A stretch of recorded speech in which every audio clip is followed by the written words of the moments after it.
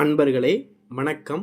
நாம் இன்னைக்கு வீடியோ பதிவில் எதை பற்றி நம்ம பார்க்க போகிறோம் அப்படின்னா, அஷ்ட கணபதியுடைய மூல மந்திரத்தை பற்றியும் அந்த மூல மந்திரத்தை ஜெயிப்பதனால ஏற்படக்கூடிய நன்மைகளை பற்றியும், இந்த மூல மந்திரத்தை வச்சு எப்படி அஷ்டதிக்கு பந்தனங்களை நம்ம உருவாக்குறது, இதை வச்சு நம்மளே எப்படி தற்காத்து கொள்வது அப்படிங்கிற முறையை பற்றி தான் நம்ம இன்றைக்கி வீடியோ பதிவில் முழுமையாக நம்ம பார்க்க போகிறோம். வீடியோ பதிவுக்குள்ளே போகிறதுக்கு முன்னாடி நம்மளுடைய சிவருத்ர மகாகாளி அருள்வாக்குப்பிடம் சேனலை சப்ஸ்கிரைப் பண்ணாதவங்க சப்ஸ்கிரைப் பண்ணிக்கிங்க. அதாவது என்னுடைய குருநாதர் அடிக்கடி சொல்லுவாங்க, என்னன்னு வச்சுக்கோங்க, இந்த கணபதியுடைய வகுப்பு நடக்கும் மாந்திரிக பயிற்சியில் இருக்கும்போது, இந்த கணபதியுடைய வகுப்பில் கலந்துக்கிற போது இந்த அஷ்ட கணபதிக்கு கட்டுப்படாத தெய்வங்களே கிடையாது. பொதுவாகவே கணபதிகளுக்கு கட்டுப்படாத எந்த தெய்வமே கிடையாது. உலகத்திற்கு அனைத்து ஜீவராசிகளுமே என்ன செய்யும்னா கணபதிக்கு கட்டுப்படும். சரிங்களா? ஏன்னா கணபதி தான் ஒரு மூல தெய்வமாக, எல்லாத்திலையுமே முதல் பூஜையை வாங்கக்கூடிய ஒரு தெய்வமாக இருக்கக்கூடிய ஒரு விஷயம் கணபதி தான். சரிங்களா? எந்த பூஜையாக இருந்தாலும், அது நல்ல விஷயமா இருந்தாலும் அது கெட்ட விஷயமா இருந்தாலும், அதை முதல்ல கணபதியை கும்பிட்டுட்டு தான் அந்த பூஜையை தொடங்குவாங்க. ஏன்னா கணபதிக்கு கட்டுப்படாத உலகில் எந்த சக்தியுமே கிடையாது. சரிங்களா?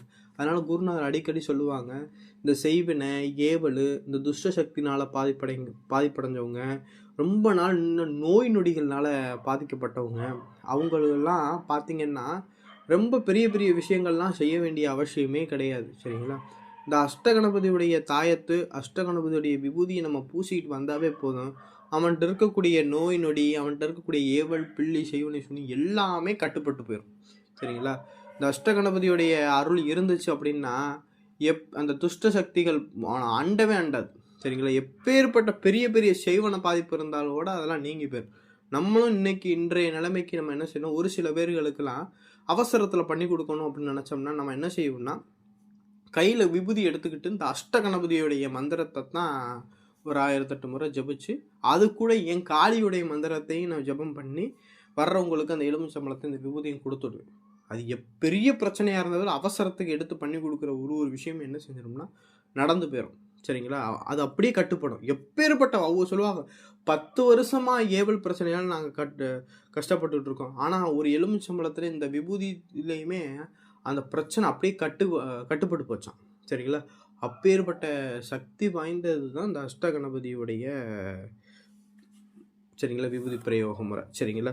அதாவது அஷ்ட திக்கு அப்படின்னா 8 திக்கு. சரிங்களா? அந்த 8 திசைகள்லையுமே ஒரு கணபதிகள் இருந்து, அதனால தான் 8 கணபதிகள். சரிங்களா? அந்த 8 கணபதிகள் என்னென்ன கணபதி பார்த்தீங்கன்னா, ஆதி கணபதி, நடன கணபதி, பால கணபதி, உக்கிர கணபதி, உச்சிஷ்ட கணபதி, மகா கணபதி, மூல கணபதி, சக்தி கணபதி.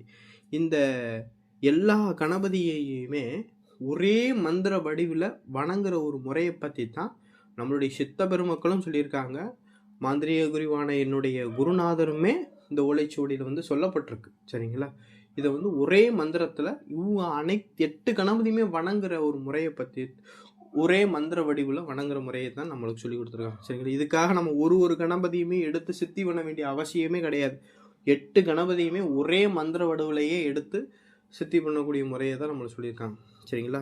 இதை பார்த்திங்கன்னா இந்த கணபதியை எப்படி நம்ம வழிபடணும் அப்படின்னு பார்த்திங்கன்னா, யாருக்காவது இந்த செய்வினையினால் பாதிப்படைஞ்சவங்க, இந்த ஏவல் பில்லி சூனியங்கள் காத்து கருப்பு இந்த பேய் விசாசினால் பாதிப்படைஞ்சவங்க என்ன செய்கிறீங்கன்னா, கையில் உங்களுடைய வலது கையில் என்ன செஞ்சுக்கோங்கன்னா, நல்ல சுத்தமான நாட்டு மாட்டு பசு விபூதி எடுத்துக்குங்க.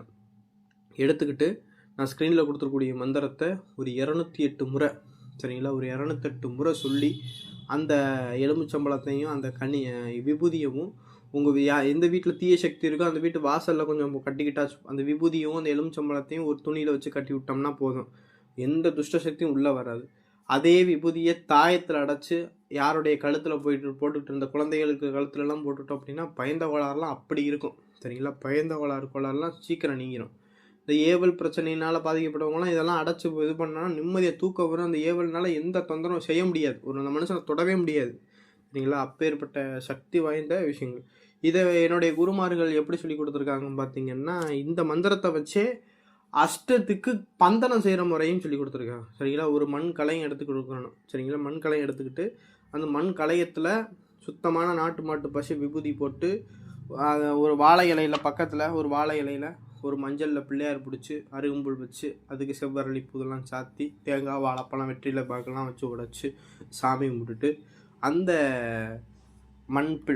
மஞ்சள் பிள்ளையாரை எடுத்து அந்த குடுவைக்குள்ளே வச்சு என்ன செய்யணும், வெள்ளருக்கு மூலிகை இருக்குது பாருங்கள், அந்த மூலிகைக்கு போய் வெள்ளிக்கிழமை சுக்கர உரையில் போய் காப்பு கட்டி அதுக்கு சாப நிவர்த்தி செய்து அந்த மூலிகையை எடுத்து நம்ம அந்த குடுவைக்குள்ளே வச்சு அந்த குடுவையுடைய வாயில் பகுதியை ஒரு மஞ்சள் துணியால் கட்டி அந்த குடுவைக்கு சந்தனம் குங்குமம் இதெல்லாம் வச்சு உங்களுடைய வலது கையில் அந்த குடுவையை கையில் வச்சுக்கிட்டு நீங்கள் என்ன செய்யணும்னா, நான் ஸ்க்ரீனில் கொடுத்துருக்கூடிய மந்திரத்தை, அதாவது இந்த ஸ்க்ரீனில் கொடுத்துருக்கூடிய மந்திரத்தை ஒரு 1008 முறை ஜபம் பண்ணி இந்த குடுவையை கொண்டு போய் எந்த வீட்டில் வைக்கிறீங்களோ அந்த வீட்டிலலாம் எப்பேற்பட்ட துஷ்ட சக்தி ஏவல் பில்லி சூனியமும் இருக்காது. சரிங்களா? இந்த கடைகள்லாம் வச்சோம்னா வியாபாரத்தில் எந்த குறையும் இருக்காது. வீடுகள்லாம் வச்சு வணங்கணும், செல்வத்துக்கு எந்த குறையுமே இருக்காது. சகல சந்தோஷங்கள் ஒற்றுமைகள் இந்த மாதிரி விஷயங்கள்லாம் கிடைக்க ஆரம்பிக்கும். இதே போல் இந்த கோவில் வச்சு வணங்கக்கூடியவங்கள்லாம் இந்த கோவிலில் இதை கொண்டு போய் இந்த குடுவையை வாசலில் கொண்டு போய் புதைச்சிட்டோம்னா எதிரிகள்லாம் அந்த கட்டு போட முடியாது. இந்த ஒரு சில பேர் சொல்லுவாங்க, எங்கள் கோயிலுக்கு ஆரம்பத்தில் கூட்டம்லாம் வந்துகிட்டு இருந்துச்சு, இப்போ கூட்டமே வர்றதில்லை அப்படிங்கிற சொல்லுவாங்க. அதே போல் அந்த குடுவையெல்லாம் கொண்டு போய் வாசலில் புதைச்சி வச்சுக்கிட்டு நம்ம தெய்வத்துக்கு வழிபாடு பண்ணோம்னா அந்த இடத்துல வந்து கூட்டங்களையும் அதிகரிக்கும். சரிங்களா? அந்த கட்டுகள் தடைகள் இந்த மாந்திரிக கோளாறுகள் எல்லாத்தையுமே நீக்கி இந்த கணபதியுடைய அருள்னால அருள் செய்ய ஆரம்பிச்சோம். சரிங்களா? அப்பேற்பட்ட சக்தி வாய்ந்த மந்திரம் தான் இந்த அஷ்டகணபதியுடைய மந்திரம். சரிங்களா? இந்த வீடியோ பதிவு பிடிச்சிருந்துச்சு அப்படின்னா நம்மளுடைய சிவரத்ன மகாகாளி அருள்வாக்கு பீடம் சேனலை வந்து சப்ஸ்கிரைப் பண்ணாதவங்க சப்ஸ்கிரைப் பண்ணிக்கிங்க. நன்றி, வணக்கம்.